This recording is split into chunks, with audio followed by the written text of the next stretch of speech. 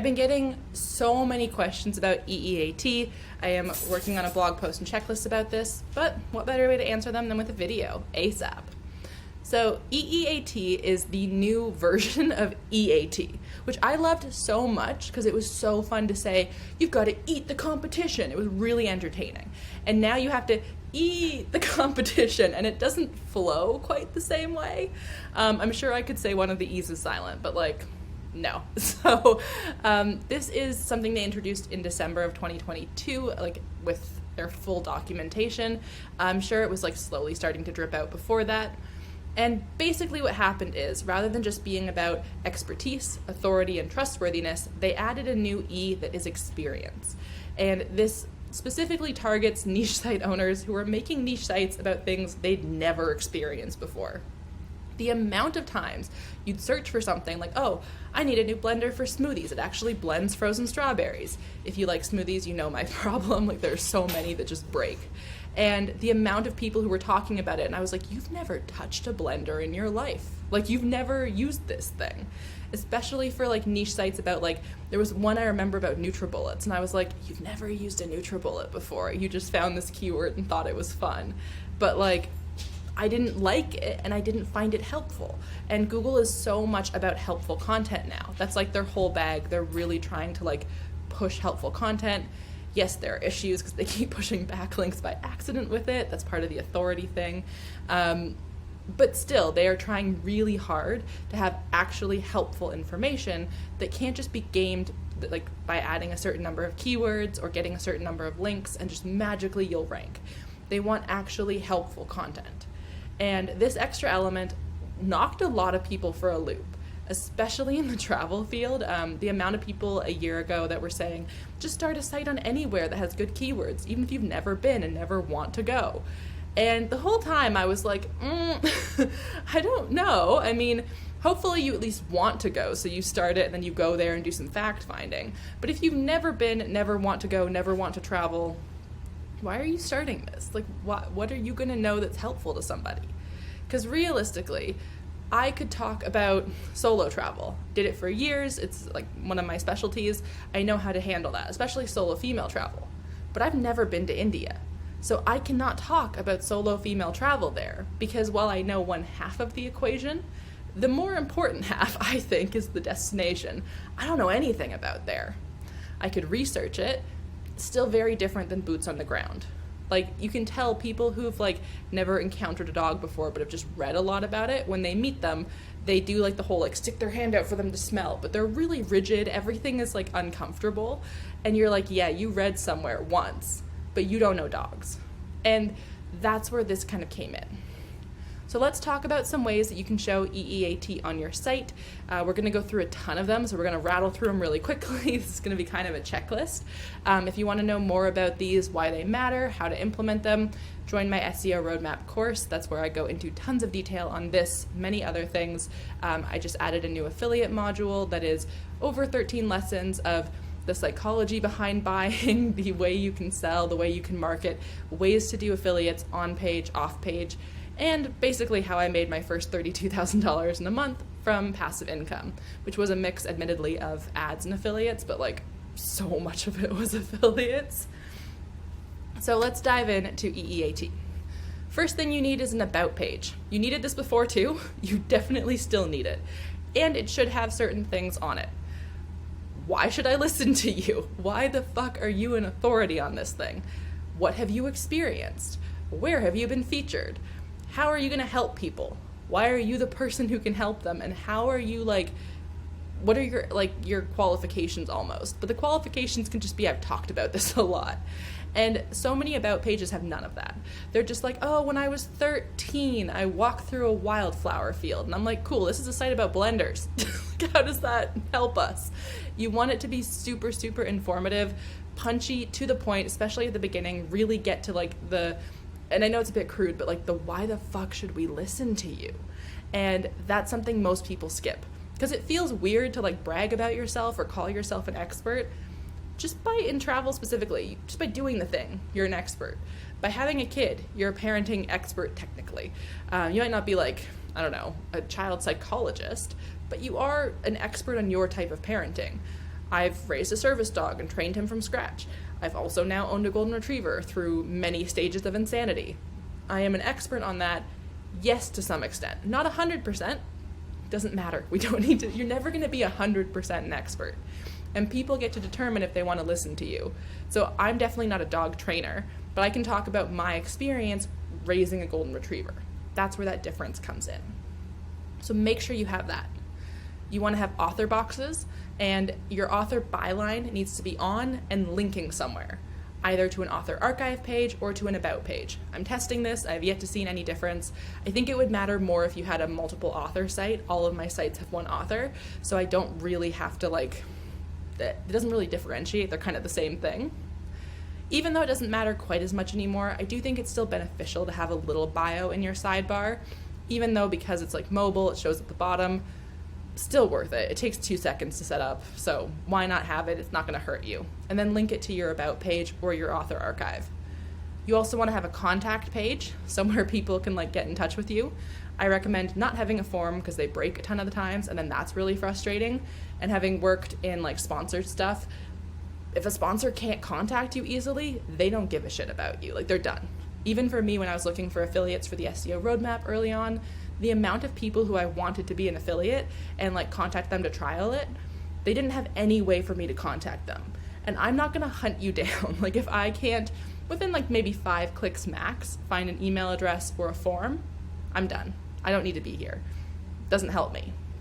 And someone who's paying you a ton of money to do something, they're going to be even more finicky about that and probably want 2 clicks. So make it really obvious. This also allows people to communicate with you, tell you if something's wrong, all that sort of stuff. Now, after those sorts of things, pretty basic, we should already have those. You should also have a privacy policy, disclaimer, terms and conditions if you're selling things, a refund policy if you're selling things. Even if you don't offer refunds, you need a policy that you don't offer refunds so people know that. Having all of those is very important. I've seen this is hit or miss, but having a Google business profile can help. It's pretty decently easy to set up if you're not Canadian. It turns out if you're Canadian, it takes eons. It took me months to get mine set up. But once you have it, you have it. It's good to have. Basically, it says you're a legitimate business.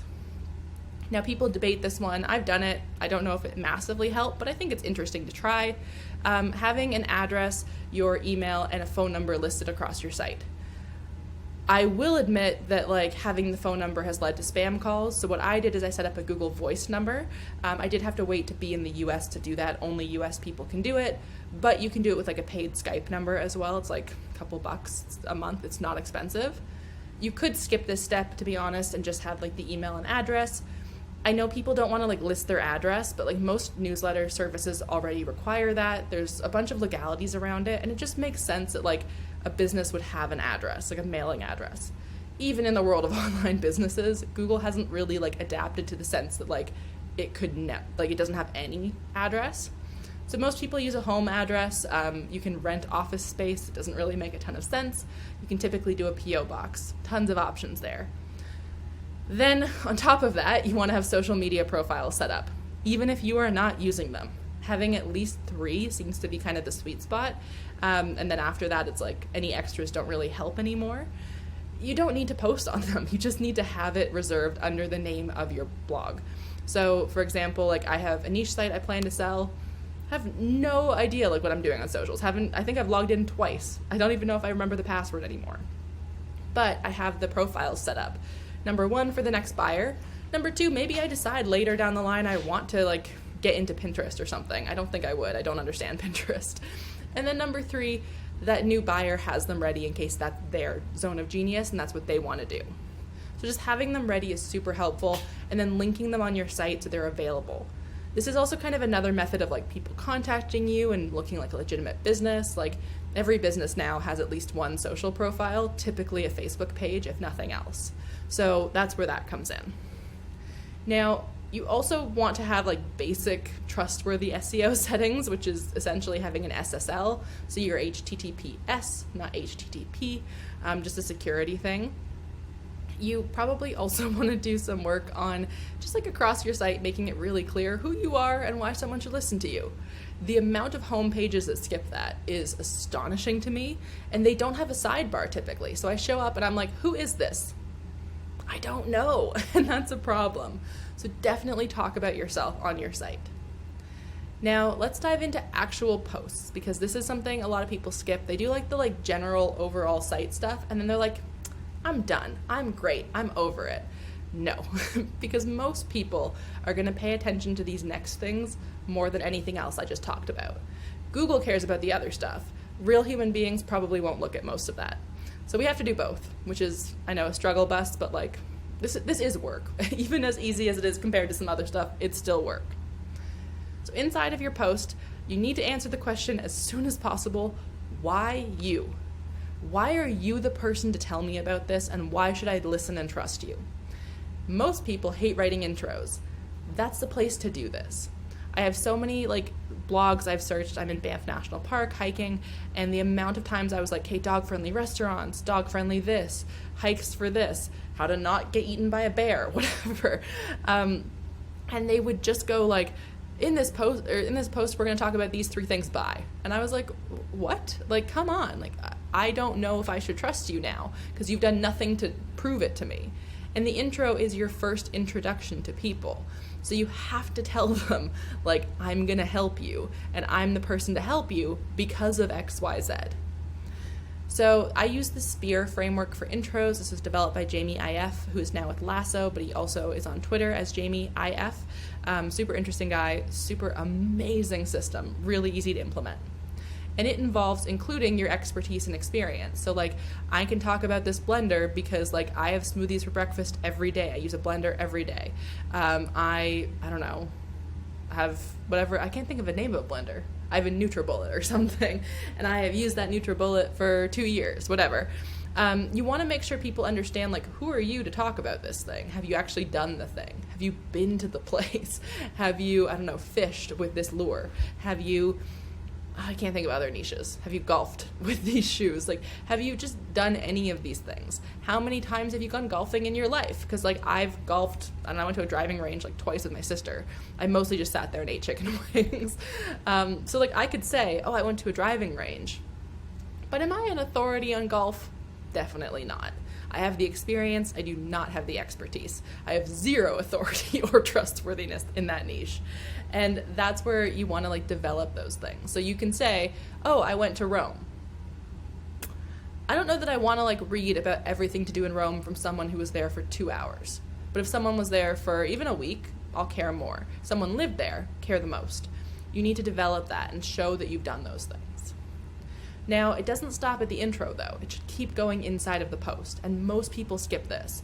Even my own writers, who I hired 40 writers in January, and I've been training them since then, the amount of them who I said include experience, include expertise. And then they do it once, and they're like, hey, check the box, I'm done.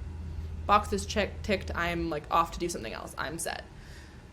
No, you're not, because even though, yes, the intro is a good place to start doing it, many people don't read that. But even if they did and they read it, they're like, cool, okay, I know that Nina has been to Banff National Park now.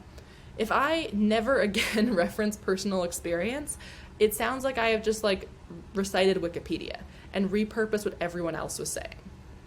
You want to make sure you're adding your own information. So, okay, I went to this dog-friendly restaurant. It was a little bit challenging to fit my 75-pound golden retriever under the table. Probably better made for a small dog, or if I'd sat inside instead of on the patio, whatever. Being clear about those things, that's way better than this restaurant is dog-friendly. Okay, it doesn't really give you a lot. Did this place give your dog water? Were people excited to pet your dog? Did people leave it alone? Because sometimes that's what you prefer. Whatever. How many dogs were there? It just helps develop these things, and most people skip that. You're also going to want to use original images. And I'm about to get so many comments well, I have one post and it ranks without original images, blah, blah, blah, blah, blah.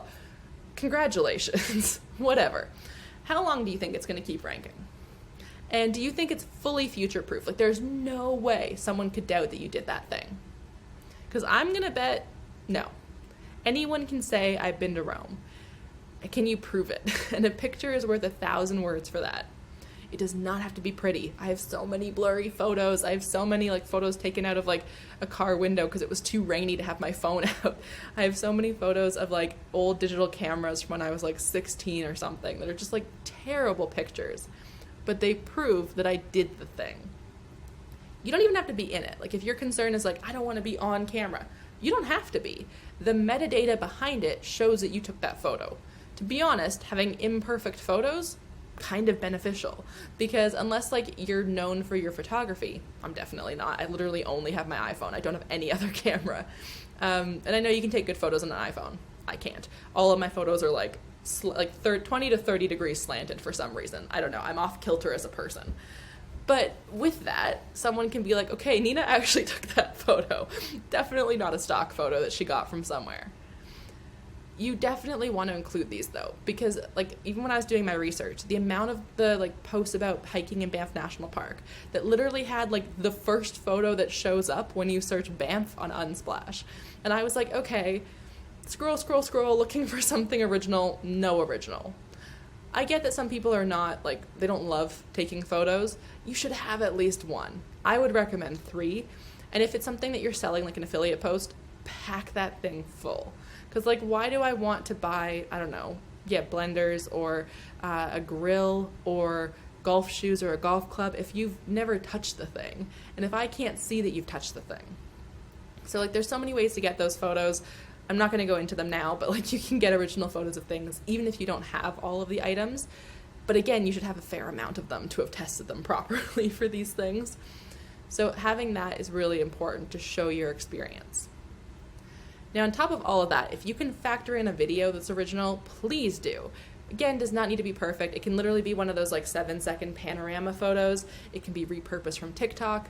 I find Instagram doesn't help as much in terms of the multimedia. Having like a YouTube video embedded or a TikTok video seems to like make more sense to Google. I guess because they are video first platforms where Instagram used to be photos. I can't fully attest to like whether that'll change. Trial it if you need to determine between the two. But having that set up will, again, show that, like, I took the time to do this. I didn't just, like, grab a photo from a friend or something, which, like, you can do.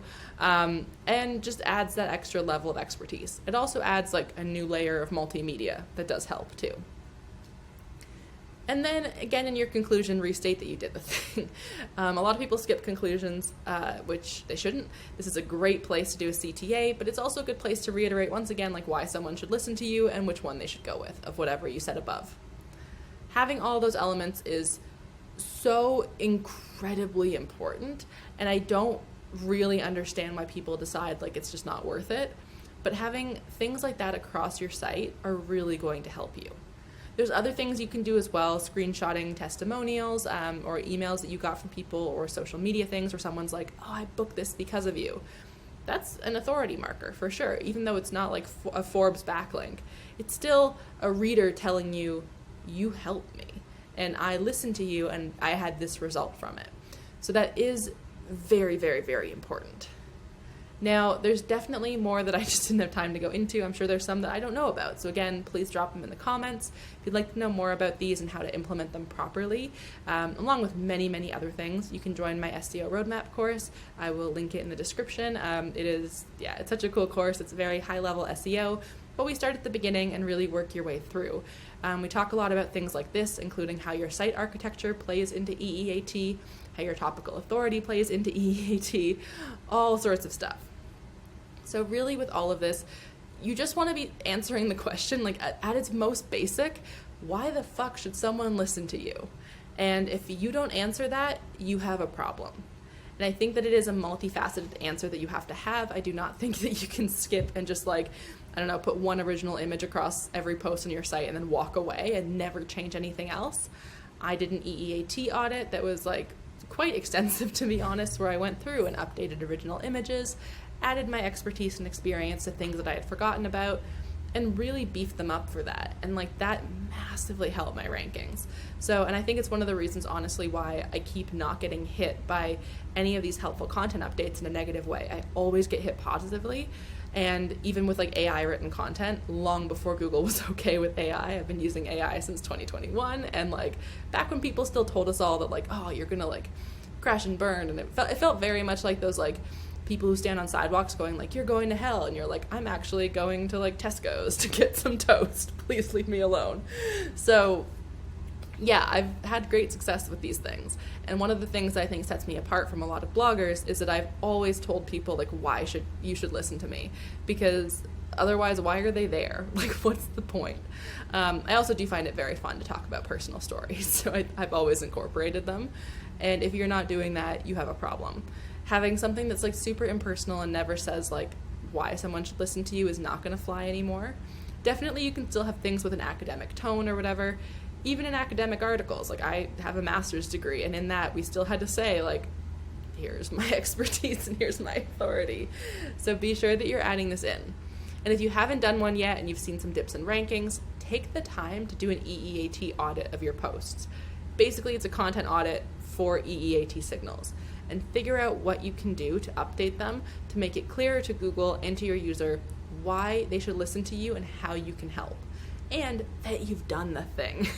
Especially with the more recent review update, the fact that you've done the thing is going to be what really sets you apart from other people. I know so many like big affiliate sites that got hit massively from that. It felt a lot like the like 2022 and 2021 affiliate updates, where people were like, oh my god, no, I've lost like 30% of my traffic. And they try to claim everyone has. I'm up to 165,000 page views as of today, which is amazing. And I haven't touched my site in 2 months because I've been exploring and having fun around Canada and the US. So like doing that update is like basically all I did. And it was a big factor. And I do really think it moves the needle in a way that a lot of people kind of skip. That's not to say you can't have content about places you've never been, but you've got to be way more strategic about it, which is something I am adding to the SEO roadmap as we speak, because I've done it. Some of my best posts are posts that I've not experienced. So yeah, I hope that helps. If you have questions about this, please ask in my SEO for Travel Bloggers Facebook group. All bloggers are welcome. It's just the name I decided on a year ago, so apologies for seeming discriminatory, even though it's not. But you can find me there, and that is the best place to interact with me. It is the easiest place for me to organize all my thoughts, and then everyone can learn together. Okay, I hope you have a great rest of your day, and remember to eat the competition.